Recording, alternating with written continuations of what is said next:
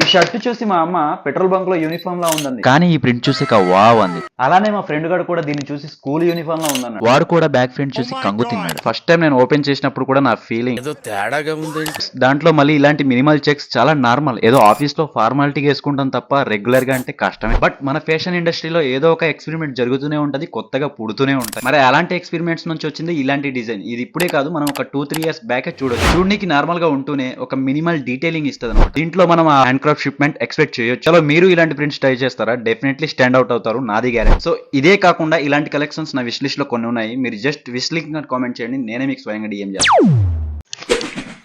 ఈ షర్ట్ చూసి మా అమ్మ పెట్రోల్ బంక్ లో యూనిఫామ్ లా ఉందండి. కానీ ఈ ప్రింట్ చూసి వావ్ అంది. అలానే మా ఫ్రెండ్ గారు కూడా దీన్ని చూసి స్కూల్ యూనిఫామ్ లా ఉందన్నాడు. వాడు కూడా బ్యాక్ ప్రింట్ చూసి కంగు తిన్నాడు. ఫస్ట్ టైం నేను ఓపెన్ చేసినప్పుడు కూడా నా ఫీలింగ్ ఏదో తేడాగా ఉందండి. దాంట్లో మళ్ళీ ఇలాంటి మినిమల్ చెక్స్ చాలా నార్మల్. ఏదో ఆఫీస్ లో ఫార్మాలిటీగా వేసుకుంటాం తప్ప రెగ్యులర్ గా అంటే కష్టమే. బట్ మన ఫ్యాషన్ ఇండస్ట్రీలో ఏదో ఒక ఎక్స్పెరిమెంట్ జరుగుతూనే ఉంటది, కొత్తగా పుడుతూనే ఉంటాయి. మరి అలాంటి ఎక్స్పెరిమెంట్స్ నుంచి వచ్చింది ఇలాంటి డిజైన్. ఇది ఇప్పుడే కాదు, మనం ఒక 2-3 years బ్యాక్ చూడొచ్చు. చూడడానికి నార్మల్ గా ఉంటూనే ఒక మినిమల్ డీటెయిలింగ్ ఇస్తుంది అనమాట. దీంట్లో మనం ఆ హ్యాండ్ క్రాఫ్ట్ షిప్మెంట్ ఎక్స్పెక్ట్ చేయొచ్చు. చలో మీరు ఇలాంటి ప్రింట్స్ ట్రై చేస్తారా? డెఫినెట్లీ స్టాండ్ అవుట్ అవుతారు, నాది గ్యారెంటీ. సో ఇదే కాకుండా ఇలాంటి కలెక్షన్స్ నా విష్ లిస్ట్ లో కొన్ని ఉన్నాయి. మీరు జస్ట్ విష్ లింక్ కామెంట్ చేయండి, నేనే మీకు స్వయంగా డిఎం చేస్తాను.